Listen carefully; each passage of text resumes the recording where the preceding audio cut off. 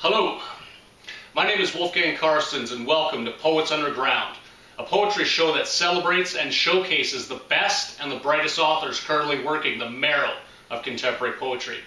Joining us live tonight from New Orleans, Louisiana is Mr. Todd Cirillo. Mr. Cirillo's books include This Troubled Heart, Still a Party, Sucker's Paradise, Sexy Devils, and most recently, Burning the Evidence. Mr. Cirillo, it's a pleasure to welcome you to Poets Underground. Oh, it's fantastic to be here, man. Been waiting a long time for this. Yeah, well, if anyone deserves it, man, it's you. You are what this show is about. So you're coming live from the party capital of the world, man. Well, yeah, I mean, not necessarily the party capital, but the good time capital, I would say. You know? That party shit is for the frat boys and, puking and piss on the street who end up in jail for the weekend. Those of us, we can stay the whole, we go the distance. Right, fair enough. I mean, I'm sure you saw, we like to wear boas and do all kinds of stuff and say poetry on escalators. Yeah. So. Well, I figured you're a wild man because every time I see you, you got a toga or a feathered boa or, Yeah. Sometimes you're even wearing a dress, man. I mean... Well, that's right. I look fucking fabulous in a dress, man. That's awesome. So over the last couple of days, I went and I reread all your books. And your work is deceptively simple. It's like a roadside bomb disguised as a teddy bear. It looks inviting, it looks harmless, it sneaks under your guard, and then it detonates in ways that you never expected, that you hadn't planned for, and in ways that you can't fix. And that, of course, is the ultimate compliment because, anything that looks easy is ultimately very hard to achieve. So you're definitely a master of that. I wanted to ask you, can you walk me through your poetic process from the idea to the finished product? Oh, yeah, that's it. Yeah, that's very simple. So, I see everything in like Polaroids, like a photograph. So any inspiration I ever get, it's in an image. And so I have the image, and then from there, I just start putting, loves, lies, exaggerations, and add on to that.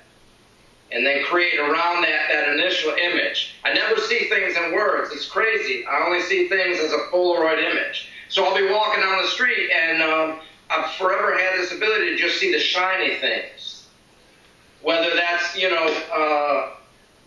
it could be a certain shade of toenails, or it could be a certain phrase that someone may be saying, or how they're hailing a streetcar down, or, a fight in the street. Or it could just be, the most beautiful thing that I see in front of me at the moment. Right. Then I move out from there. So I guess that kind of answers my question. So I was going to ask if you're the sit at the bar in front of a piece of paper type author, is it fully formed in your head? And I guess for what you're saying, it's pretty much, it all happens in the head. Yeah, and then it's my job to get it down and get it onto the paper, whether it's in a bar or whether I'm walking down in Jackson Square or whether I'm just, anywhere really. And then I have to revise it. I believe in revision. I believe that poetry is a craft. And to really, truly be a poet, you have to view it as a craft and not as something that's so immediate and I just throw it out the window, for the masses. I don't really believe in that because I believe a poet has a little bit more depth of responsibility. Right. One thing I notice about your work too that I find really intriguing is it's centered around these small everyday moments. A breakup, a hookup, a smile, like you say, an image, a shiny thing. And they never really feel like the big poem, like it's not like you're not coming in with any serious anything, and yet you manage to get commentary on the big questions with your poem centered on these small everyday things, which is brilliant. I wanted to ask you, is there a philosophy that's fueling your work, like something that's underneath everything that's kind of pushing it all forward? Yeah, that's a great question. Probably it's just a very simple yet serrated search for love. I tend to think of every poem I ever write as love, whether it's on the good side of it or on the bad side of it. Right. But probably that probably the deepest of my honesty in my heart is that everything's a love poem, or I try. It's a search for love. It's an attempt. Right. Right.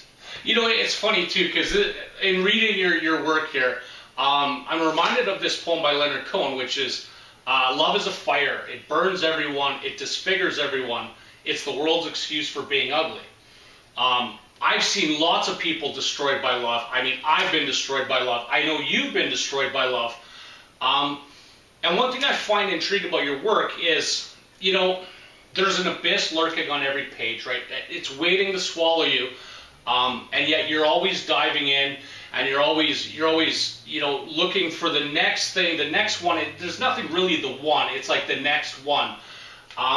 And I find you to be kind of a voice for the brokenhearted and the lonely and the disillusioned and the disenchanted.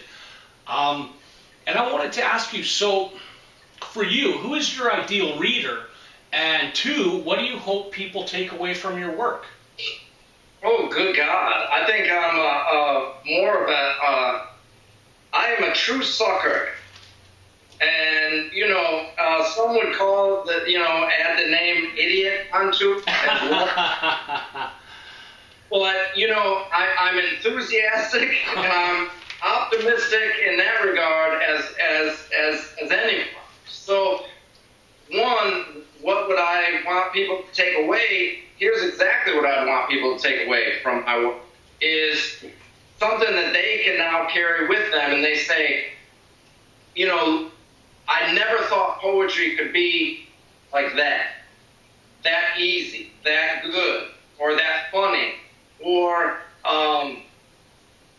you know, that right out there. You know, like if someone's going to cut themselves and, you know, open up their chest cavity, it's going to be me. Here you go. Well, someone has to do it, so I will volunteer. That's how stupid I am. That's awesome, man.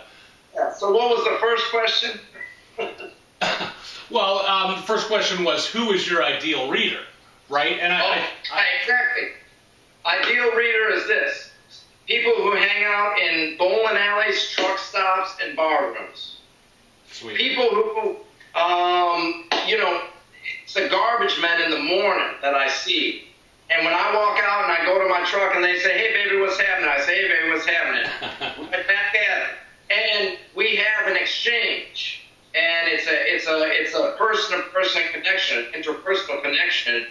That's it. People that are not going to go out and they're not going to buy poetry books or attend a poetry show. I just did a really great reading down here last month, and the bartender walked up to me at the end, and he hears this shit every week. And he goes, man, I listen to every word, and I usually don't. That's it. Yeah. That's it. That's awesome. That's awesome. Okay, so here's another one for you. I'm going to put this to you. You are a self-described after-hours poet. So after-hours poetry, so I'm going to put the question to you, what exactly is after-hours poetry, and what are the qualities that it embodies?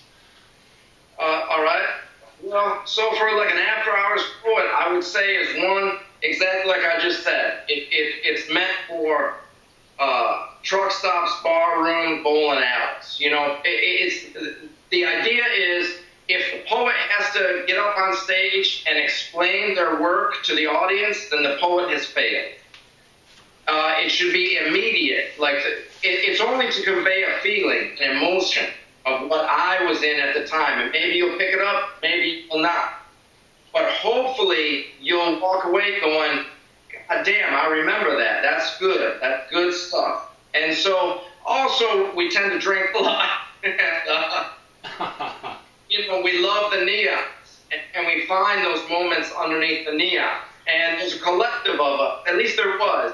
And it was beautiful, man, because it was a collective of writers who not only made each other better, but supported one another and encouraged one another, and then pimped each other out, which is very, very difficult, to do, because right by nature can be very self-centered. But, it's about creating a community. Yeah. Right. It's funny, you talk about the greatest poems are the ones that are remembered, and I'm reminded of that guy poking his head into the poetry reading and say, there once was a man from Nantucket. I almost spit my coffee out everywhere when I was reading that. That was fucking brilliant. Yeah. All right, so that was a true story, by the way. Yeah, see, I love it, man. I would have loved to have been at that poetry reading, because that to me that made the reading right there. I want to ask you, what are the essential elements in a Todd Cirillo poem? Now, you kind of touched on all this, but when everything is firing on all cylinders and everything's just a well-oiled machine, what are the components that are at play to make it happen? You didn't think I was going to have easy questions for you, did you? No, these are beautiful. These are beautiful. Well, I would say a combination. Like all of my poetry, I think, are a mix of Tom Waits, Guns N' Roses, and maybe some Bob Seger, a little Otis Redding. And by that I mean it's going to have ideal love. It's going to have some unrequited love. It's going to have some potential violence and some great twists at the end, Yeah. And some humor. You got to have it. So, and really, that's the best way I can describe it, other than it's nothing more than an actual search for love and connection with other people. Right. That's it. Right. Right. Yeah, fair enough. Okay, I'm gonna ask you two questions here. What do you hope history has to say about Todd Cirillo and the work of Todd Cirillo? What do I hope that history has to say about me and then my work? Yeah. I would probably say, if history was going to record it, that this was the first poet to ever make $5 million off of his... First one to fill a stadium like the Superdome. 80,000 people, man. Right on. Just my stuff. Right on. And ultimately that I was genuine. And that I put forth what I put out. Yeah. Like, put the scholars to prove it, man, Not that everything I write is confessional. Most of it's made up. Maybe. But... All right, here. Question number 2. What do you want on your tombstone? What do you want put on your tombstone? Oh, Jesus. Yeah. Good God. I don't think made $5 million and filled out the Super Bowl stadium is gonna fit. So give me something short and sweet, man. Oh, I used to have this. I used to have it. Now I cannot recall it. It's probably something, like I don't know. What are you doing there? I don't know. That's a terrible but great question. I used to have it. It was something very, very short and sweet, and I'm sure it was brilliant and poetic. Right. But really, there ain't gonna be a tombstone. There's just gonna be a party in the second line, and that they throw my ashes in Mississippi. Right. All right. That's awesome. All right. Let all my friends tell all their lies and exaggerations and make themselves look good, the heroes of their stories. Yeah. Fair enough. Well, you know what? That's a very Todd Cirillo answer. So thank you for that, sir. Okay, I asked this of all my guests. I wanted to ask you: is there a seminal Todd Cirillo poem? A poem, something that kind of just encapsulates everything that you're about. And if so, would you read it? Yeah, I actually have thought about this because it's a great question, and I have 2, but they're very, very short. So one is, me a few years back at the beginning, and now at the present time. So here we go. A seminal poems about me. Rotting giants. Each new love affair is like standing in front of a 50-foot wave. It looked doable from shore. So that really, it still resonates a lot. But then there's this. Now here we are, present day. In your absence, when you are not around, I pile the pillows up on your side of the bed to give weight and shape to your absence. But pillows do not steal all the blankets or grab my hand to hold it in the middle of dreaming, push me to the edge, wrap around my body, or wake me to say something gorgeous. I would rather you take the blankets and leave me cold than leave me alone. Excellent. Excellent. Fantastic. Well, ladies and gentlemen, on Poets Underground, we love poetry. In fact, we love a lot of poetry. So, Mr. Cirillo, I'm going to pass this off to you, my friend. I'm going to give you 15 minutes. The stage is yours. It's your set. Enjoy. Ladies and gentlemen, Mr. Todd Cirillo. All right, here we go. Muse. Reading the poems of my past to her, she says, I had to go through a lot of pain for those. I know, I said, me too. Yeah, feel free, react. Yeah. Yeah. I fell in love with a poet. I fell in love with a poet which I had hoped to be a problem because of my massive competitive poetic nature. But not just because she is beautiful, which she is, but because she can write like a hammer to an anvil. In fact, her words are so good that I will end up stealing them one day. Not whole poems, but a word or two, a line she says when we wake up in the hungover morning. Or as she reaches over me for a cocktail napkin, pen in one hand, burning cigarette in the other, without spilling her drink, the coolest person in the room. And when I am on stage and she hears my new poems, they will feel strangely familiar to her. She will tell me that she loves my new stuff, and I will smile and pull her close, kiss her, and say that it is all because of her. Nice. Old lovers, we are ashes touching one another to see if anything still burns underneath. Love safari. It was primal the way we tracked one another, sometimes without the other noticing, sometimes making sure they did, until the day when we finally chased each other down at full speed, falling upon one another with such a ferocious beauty it appeared choreographed, a life and death struggle between lion and gazelle, predator and prey, and up until that moment, I always thought I was the lion. Sweet. Oh yeah, here's one you dug up recently. Semantics. Did you sleep with her? She demanded. No. Walking away thinking sleep is what I do with you. Love it. Good God. Love it. All right. Beauty in the breakdown. When I finally stood up, I felt the blood cover my face, dripping off my chin, forming a puddle on the floor. I knew it was serious. No more free passes. No more second chances. It was stitches and scars for me.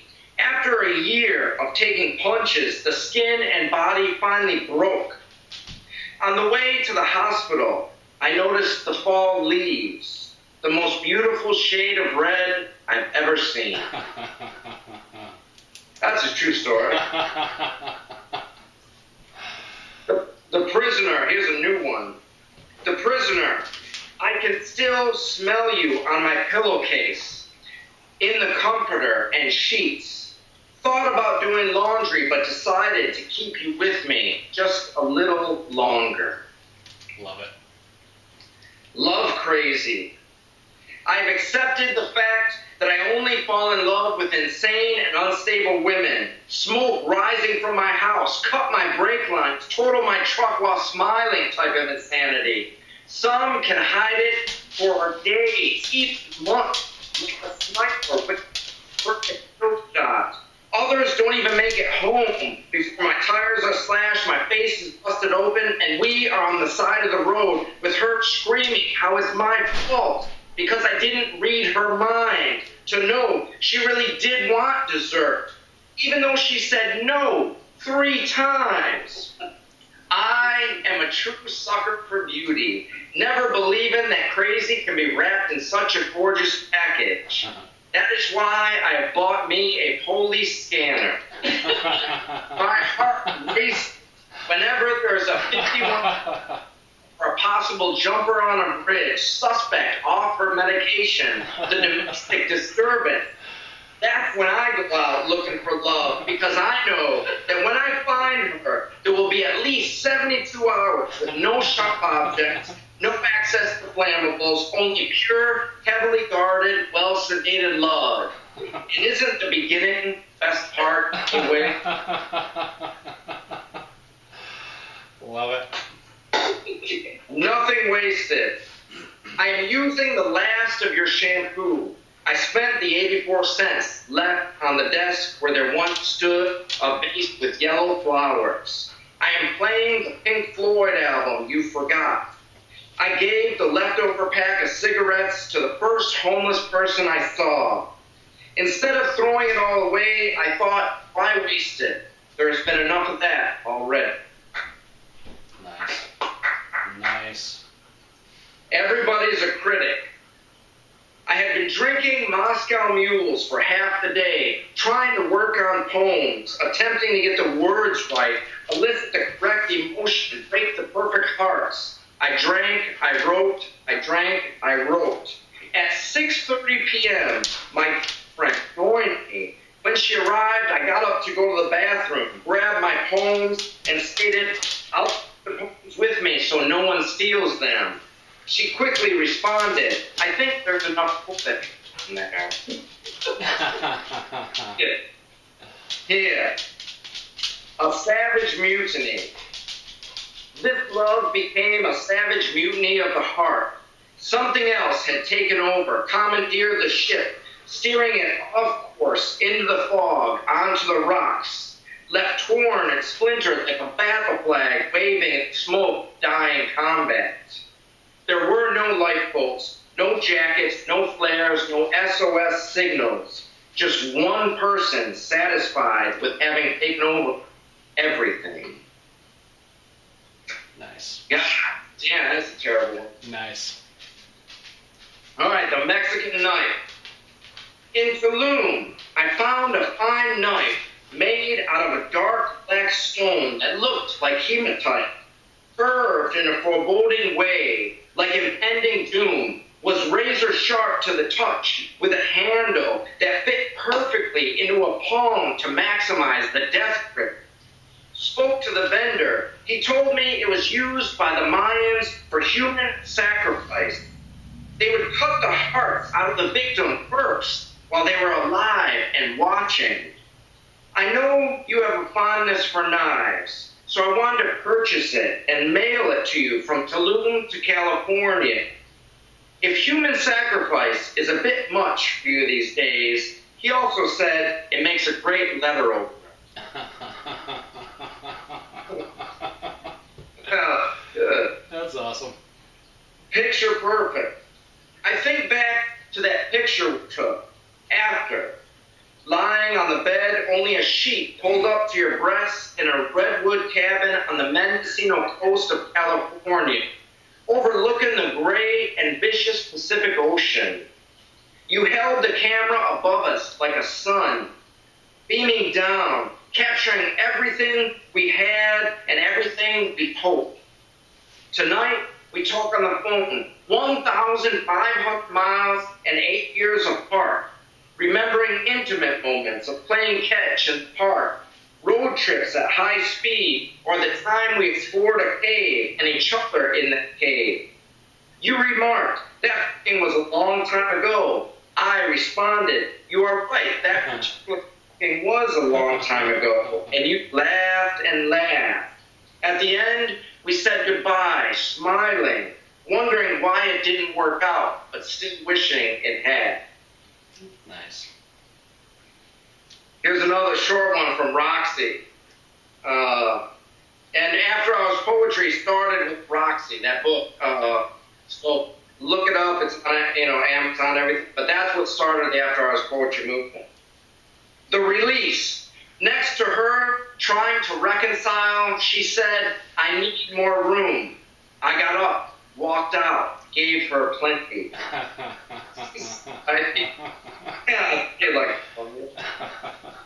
That's a terrible. That's awesome. All right. Burning the Evidence. We'll do the title poem of the beautiful book that you put out. And really, I thank you, the Days End, for it. Burning the Evidence. Some of us call ourselves outlaws, like in the old movies, running the night in a Sid Vicious t-shirt, quoting Bukowski or Blackbeard's final words, taking what we want, feeling that we are winning, one step ahead, beating the system, leaving empty beer cans, broken bones, occasionally a good poem behind. Thinking nobody is as bad as me, convinced we have planned the ultimate heist, the perfect score, only to be double-crossed by the world, which always gets the biggest share of the loot. The ultimate John Dillinger, Jesse James, Al Capone, Jean Lafitte, Billy the Kid, motherfucking Pablo Escobar. Never growing old, never getting gunned down, never getting caught, and never fully cutting us in on the deal. No matter how much we try to be romantics, rebels, geniuses, husbands, wives, lovers, or thieves, the world comes out on top, grinning from sea to sea. The world, numb to our wants and needs, moves forward like a shark, slow in the approach, but swift and fierce when the teeth bear down. Our first kiss might be our last. The music will stop when we finally ask them to dance. We will get a red light when we desperately need green. It will take away all we have and all we ever want. All that we have saved or tried to hide, our treasures, stuffed under mattresses or in old shoeboxes, hidden in dark closets, a thief of the highest and most corrupt magnitude. Those moments when it feels as though the odds are stacked against us. Our motorcycle hits loose breath. We hear the hounds closing in. Perhaps our only option is throw gasoline all around us, flick the Zippo high into the air, burning the evidence of ourselves to become stars.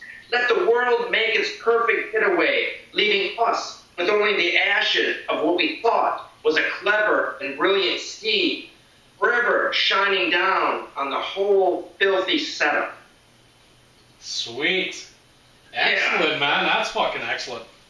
Well, thank you. Hopefully these next ones will be too for you. Faith. The day of my religious conversion, you walked out the door for good. I knew at that moment there was a God. Nice. Jeez. Yeah. Nice. Narcissist lament. Looking into the mirror, he says, "I'm looking for someone just like you." Good God. That's awesome. I thought you might like this one. Domestic lovers. I wonder how many people see the same moon I do, night after night, filled with your bad tattoos and that soft, sweet scent of you coming home late, angry about having to come home at all. Oh, man. Nice. Nice. Shit. Yeah, all right. Here you go. All right. So one thing is, when you go to a poetry reading, it can take guts to be on stage, and it can take guts to be in the audience. And this is one of those, man. It can be rough, but here you go. They say a good poem will be remembered forever. All night long, the poet stood up very straight, very still, and very serious, producing long introductions to not-so-long poems about Eros, trees, Iraq, cosmology, Gaia, the Emancipation Proclamation, their multiple children, and the detailed and very clinical births that preceded them. They thanked the four directions, Great Spirit, even animals, For some reason, I couldn't quite understand. Spoke everything from proper English to Spanish to Latin to what must have been a language for insane people. They instructed us, deconstructed us, lectured us, condescended us, and if feeling correct, chastised us often. The poet's monotonous tone, like a father who enjoys reminding the son who is in charge. And then, on the street, a drunk stopped, swayed in the doorway, his head in and yelled, "There once was a man from Nantucket, his dick was so long he could suck it." At the best poem of the evening. Right on. That's awesome. Yeah. I love it. Poets, man, poets. So here's sort of the sequel to that. If poets are really being honest. Our best shot. He said, "It's hard to be a good poet when you're a millionaire," and I righteously agreed. We sipped our drinks silently for the next few minutes, both knowing we would love to give it a shot. Right. Sweet. Yep. All right. So I guess I'll end on this one. We're good on time? You're actually bang on perfect, so let's do it. All right. Here you go.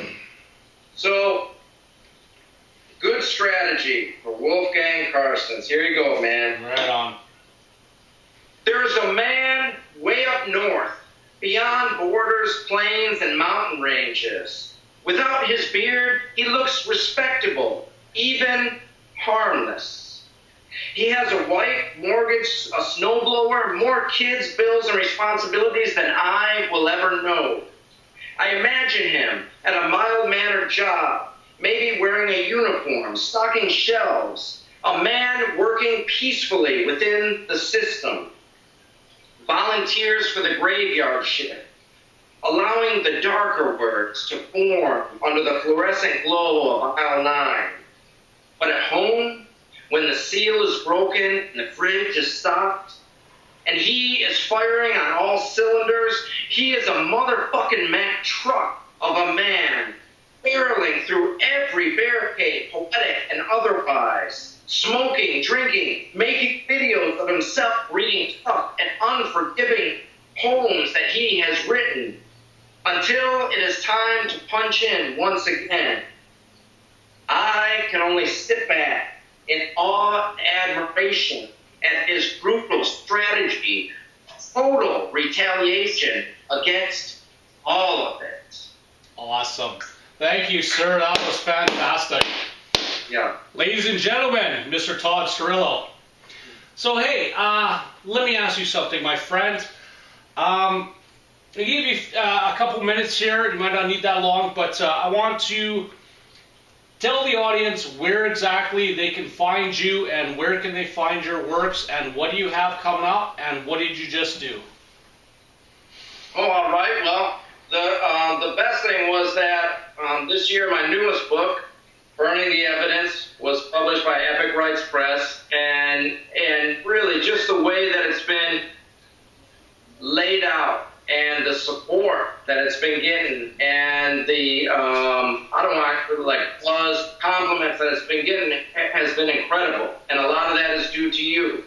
And you should be very, very proud. And you should hold your poetic head high because you're bringing poets together from all over, and they should be together. You're bringing the right ones together. And if we could all get together for a 3-4 day drunk fest, it'd be incredible. But, you know, the poems would probably be shit, but everything else would be fine. You can find me at afterhourspoetry.com, and that is our 6 Foot Swells press page. Well, what's coming up is just more reading, and I've got people sending me stuff to look at and to edit, and broadsides happening, and just getting published in lots of places, man, and just working on the next book, you know? Yeah, and then flying for a big birthday celebration with some people in Dallas, and it'll be great, you know? Just always working on the next shine, looking for the next shine. That's what happened. Right. Very nice. Yeah. Thank you, sir. Ladies and gentlemen, Mr. Todd Cirillo's newest book, Burning the Evidence, is available now on Amazon.com.